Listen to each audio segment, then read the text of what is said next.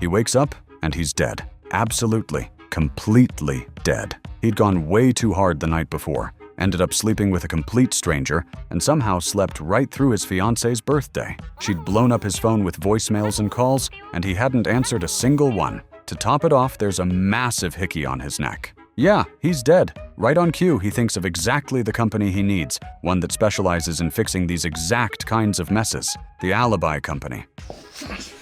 Je vais le tuer! Sur la tête de ma mère, je vais le tuer. Excuse-moi, maman.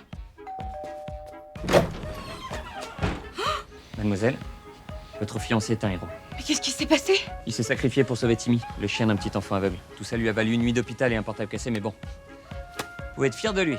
Oh, moi qui t'engueulais au téléphone. Oh, je suis désolée. Oh, je suis un monstre. The excuse is basically flawless. It covers the hickey on his neck, explains why his phone was off, and somehow even makes him look better in his fiance's eyes than before. That's professional grade work right there. Et voilà. Il lui restait plus qu'à profiter pleinement de sa journée sans se soucier de rien, et ce, grâce à nous. The two guys who just showed up posing as cops to corroborate the story? That's Greg and his business partner. Greg is the founder of the Alibi Company, the guy who custom builds airtight excuses for clients who need cover stories, spinning out convincing lies with genuinely impressive craftsmanship. Word spreads fast, and Greg's client list keeps growing. Even A-list celebrities come to him for help. Take one client, a closeted gay celebrity, desperate to keep the public and the tabloids off his back. Greg sets him up with a fake girlfriend and stages a whole romance rumor. Or a middle-aged, die-hard sports fan who wants to sneak off to cheer on his team at an away game without his family finding out. Greg dresses the whole trip up as a business trip. Even arranges the video calls home. No detail left uncovered. Bon, je vous laisse, j'ai encore pas mal de travail. Je vous embrasse. Au revoir, chérie. Au revoir, Romain. Top, c'est bon, super, ça y est.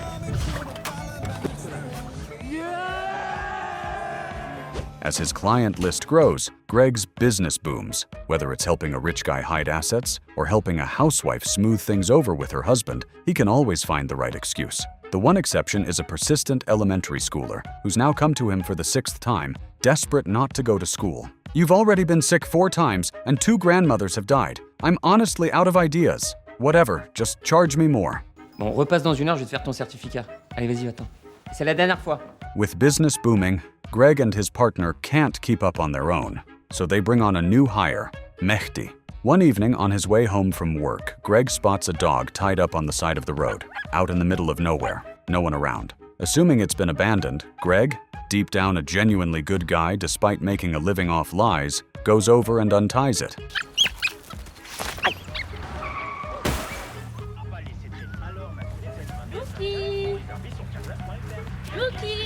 Turns out the dog's owner had just tied it up while stepping into the woods to relieve herself. Too embarrassed to admit he'd overstepped, Greg plays it off as a concerned passerby and helps the woman rush the dog to the vet. Luckily, the dog's fine, just lost a few teeth. The woman, racked with guilt for not tying the leash tight enough, keeps apologizing, and Greg awkwardly tries to comfort her, except she takes it as him being interested in her, and that's how the two of them meet. Over the following days, Greg keeps working while chatting with her online, and eventually, the two become a couple. Their first date goes smoothly, and they click on nearly everything, except one glaring problem. She absolutely despises liars. She has no idea, of course, that the man in front of her is a professional one. To keep his job from turning her off, Greg tells her he's a male flight attendant. At the bowling alley one day, they make a bet. Loser has to do a dare. A few rounds in, it's a tie. And on the final round, his girlfriend tries to distract him. Non, t'as pas le droit de faire ça, c'est ma dernière boule. Non, tu te retournes, tu vas là, sinon les paris sont annulés. Allez. Mauviette. Personne ne me traite de mauviette.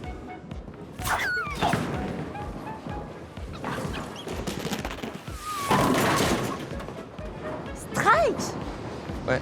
Possible. That poor dog is apparently indestructible. It survives this one too. She loses the bet, so what dare does she have to do?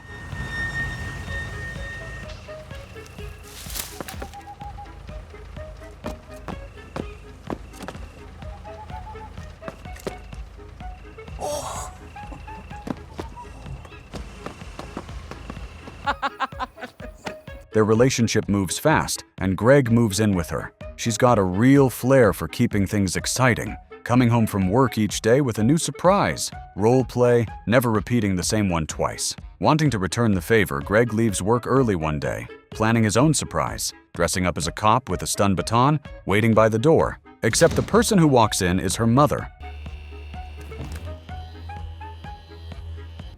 Je suis vraiment désolé, Flo m'avait pas dit que sa femme de ménage devait passer aujourd'hui.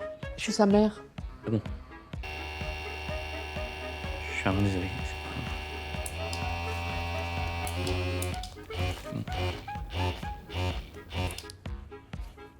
Despite the awkward mix-up, it doesn't put a dent in their relationship. Soon it's time to meet the parents. His girlfriend brings him home, but the moment the door opens, both Greg and her future father-in-law freeze in shock. Turns out this man is one of Greg's actual clients. A few days earlier, the man had come to the alibi company saying he needed cover for a secret weekend rendezvous in Cannes with a minor celebrity staying at a hotel. It was routine business for Greg. Find the excuse, book the hotel, wipe any record of the stay, even arrange a stand-in to use his credit card so it looks like he's genuinely on a business trip. No red flags for the wife. Contract signed, deal done.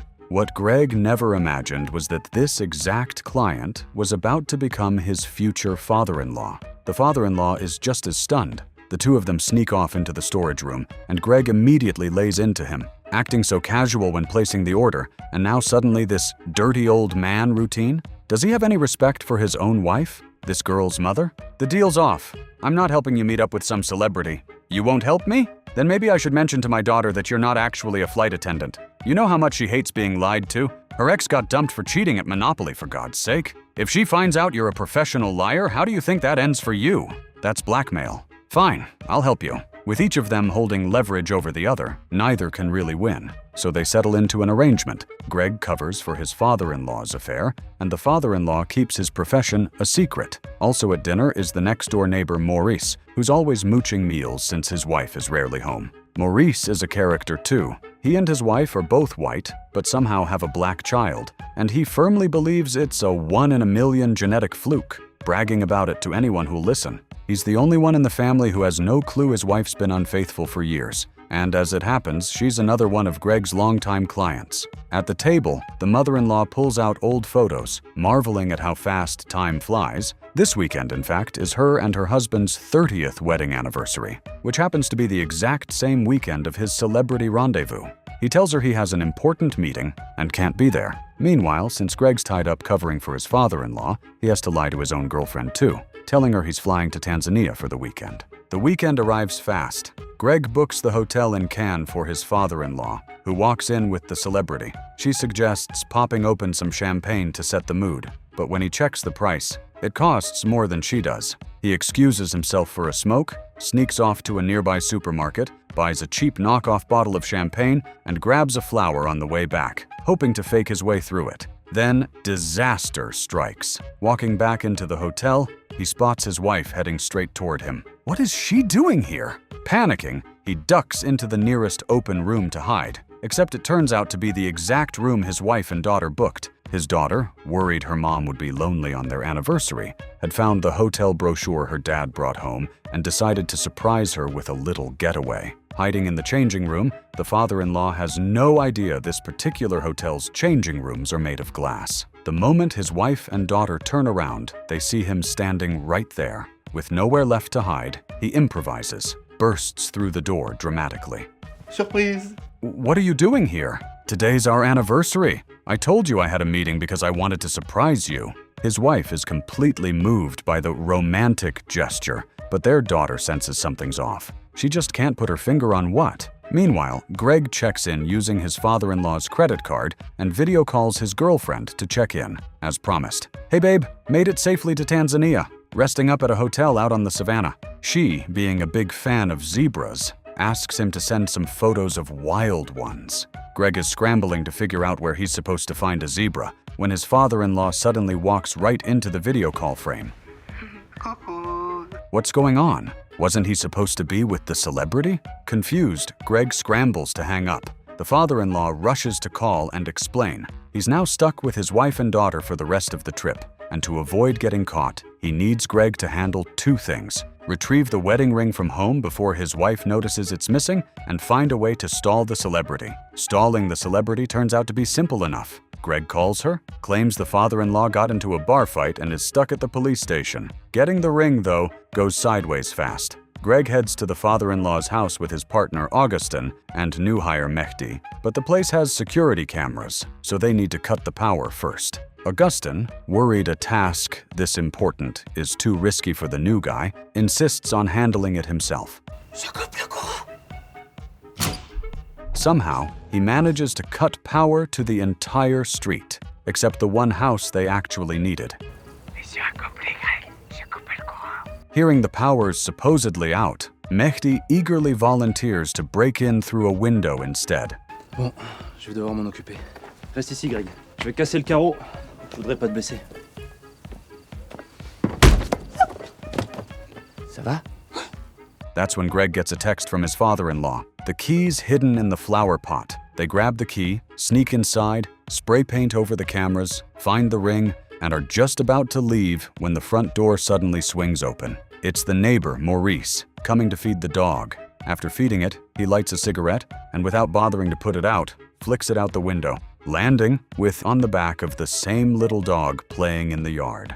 That poor dog really can't catch a break. Hit by a car, stuffed with a bowling ball, and now on fire. Maurice glances at the pool in the yard, and then the dog survives yet another brush with death. Unbelievable resilience! Using the chaos as cover, Greg and the others slip out and drive through the night to Cannes to deliver the ring. Mehdi takes the wheel, but he's hiding a condition: narcolepsy, which he manages daily with medication, though he's never dared tell anyone at work for fear of losing his job. Rushing out tonight, he forgot his pills, and one second he's driving fine. The next he's fast asleep at the wheel.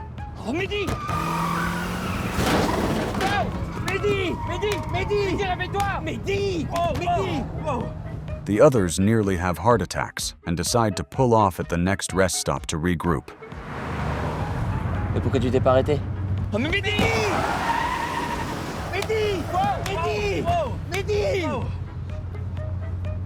Pardon. T'es flippant comme mec! Vache! Mais Mehdi! Mehdi! Arrête, il dort pas!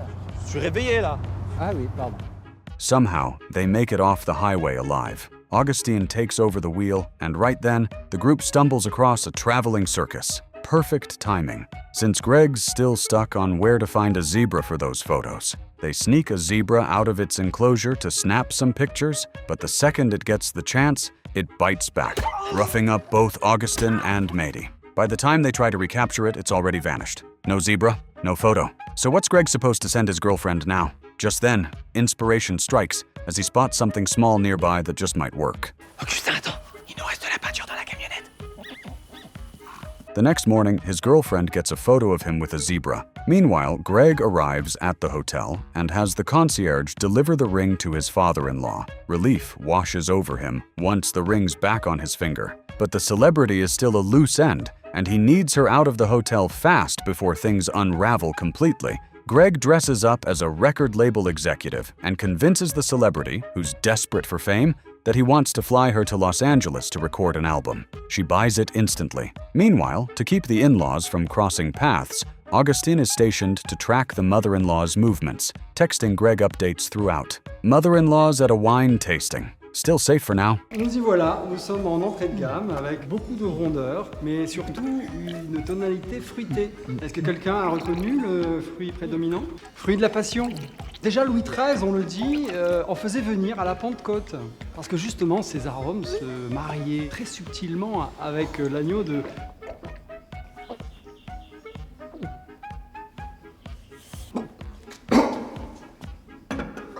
After the tasting wraps up, the mother-in-law takes a walk on the beach with her husband, thanking him sincerely for staying by her side all these years. She knows she's grown a bit dull since retiring, and honestly, even if he really had cheated, she thinks she'd understand. She'd assumed he'd fallen out of love with her, and instead here he was, quietly planning this whole surprise getaway. In that moment, the father-in-law feels like an absolute wreck of a human being and quietly vows to himself to stop cheating for good, to only ever love his wife. Ouais, écoute, on va arrêter de déprimer, de vivre dans le passé. Hein. Tiens, regarde, dis-toi que t'es comme cette pierre. C'est à toi de décider, ou tu te laisses couler, ou alors tu rebondis. Apprends-moi. Alors casse bien le poignet. Voilà, bien parallèle à l'eau.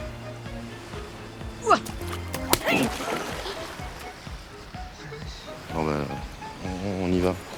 Meanwhile, Mehdi's job is to keep tabs on Greg's girlfriend and report back. No matter how hard he fights to stay awake, his narcolepsy wins, and he drifts off, waking up floating in the Mediterranean, surrounded by a group of migrants attempting to cross by sea. Hey Anod, c'est quoi ce délire là? Qu'est-ce que je fais? Hey, ça artique le coup des matelas gonflables. Regarde, on va bientôt arriver en France. Tu t'appelles comment? Oh putain! Oh, la police! La police! The moment they set foot on French soil, police close in. Feeling for the group, Mehdi decides to help. Quick, hide over there. I'll draw the police away. I'm French. They won't do anything to me. Merci beaucoup. Merci. Allez, rentre.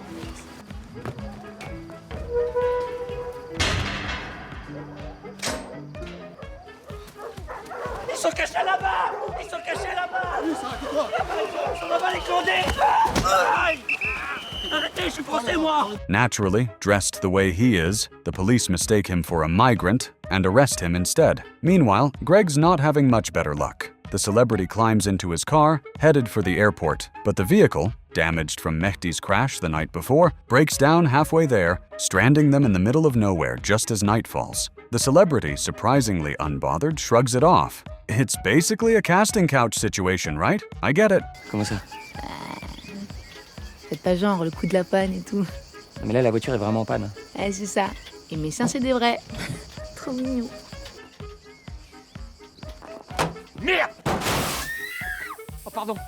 Right then, a helpful stranger shows up and offers them a place to crash at a nearby circus. Turns out he's the circus owner himself. This is a man of extremes, fiercely loyal to friends, absolutely merciless to enemies. A few days earlier, someone accidentally scratched his prized car, so he knocked their teeth out and turned them into a necklace. Tonight, he's got big news to share, inviting the two of them to watch the security footage together. Turns out someone stole the circus's zebra last night, and even worse, spray-painted his beloved miniature pony with zebra stripes as a substitute. Pichou, montre-lui ce qu'elle a foutu dans la cage.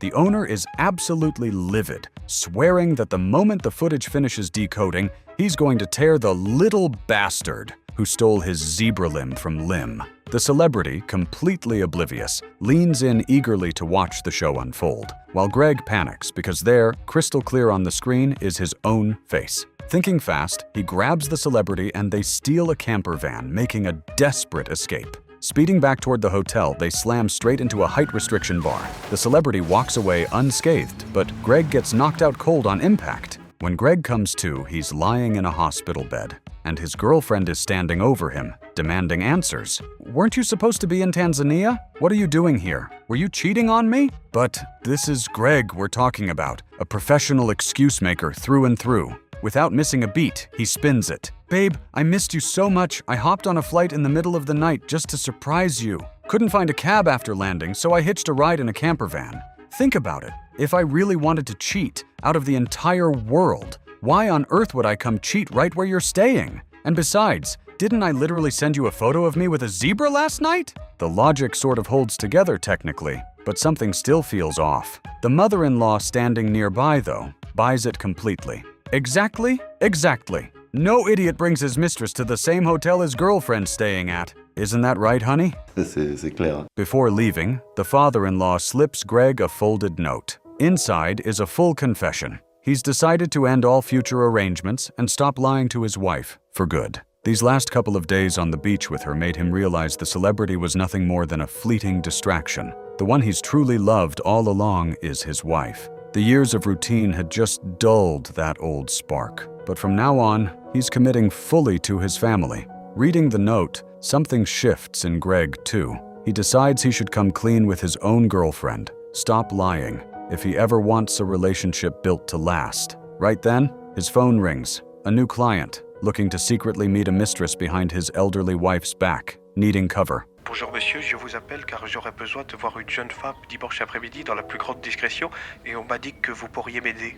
Vous êtes déjà en couple? Oui. Et vous l'aimez encore? Oui, je crois.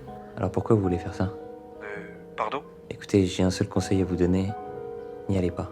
Vous le regretterez un jour ou l'autre, c'est certain. Je suis désolé, mais je peux pas vous aider. Au revoir. Bon au revoir. Votre scooter est prêt, Monsieur le Président.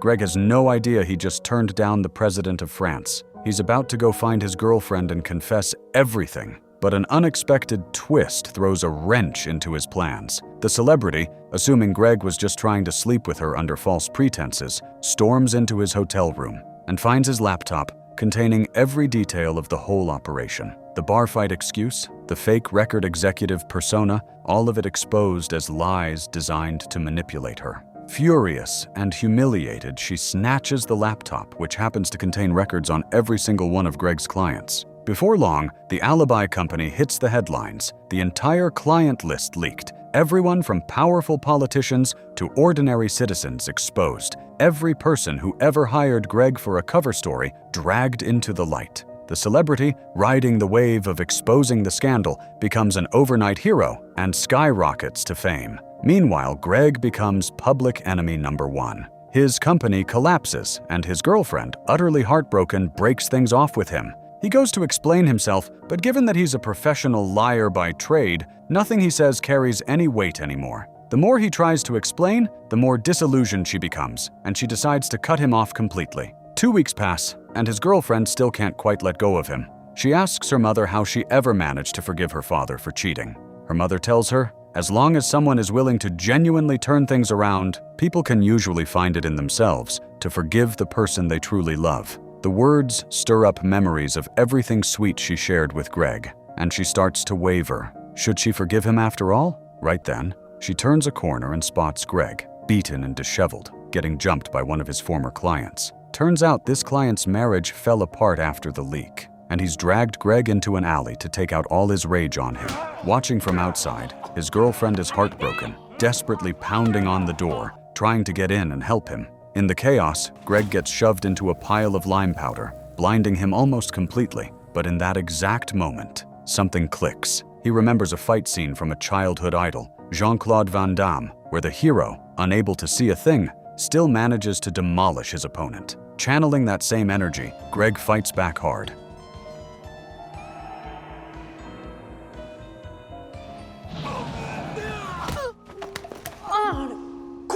Flo? Flo? Ça va? By the time he's done, the former client's already fled the scene, tail between his legs. But that fight is exactly the wake-up call his girlfriend needed. Real love, it turns out, really can forgive just about anything. The two get back together. Greg starts over from scratch, but this time, instead of running an alibi company, he opens something new, a relationship repair business dedicated to helping struggling couples find their way back to each other. And that's where the French comedy Alibi.com wraps up. Packed with jokes from start to finish, this is a genuinely well-crafted French comedy. Plenty of laughs, but never completely absurd, with a surprisingly tight, coherent plot running underneath it all. Definitely worth watching in full. Just a heads up, the content skews a bit mature, so it's not really suited for younger viewers. That's the story for today. If there's a movie you'd like to see covered, let me know in the comments and subscribe for more great content.